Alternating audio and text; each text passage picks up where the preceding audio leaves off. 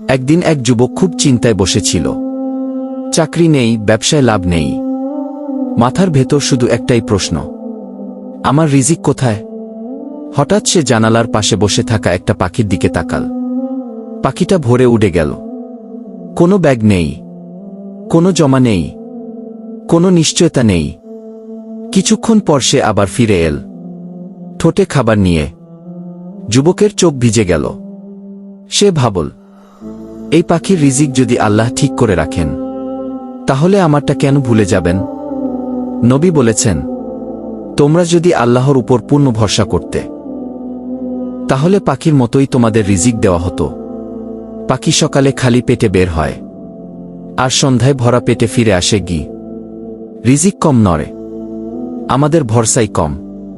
রিজিক দেরি হতে পারে, কিন্তু আল্লাহ কখনো ভুল করেন না।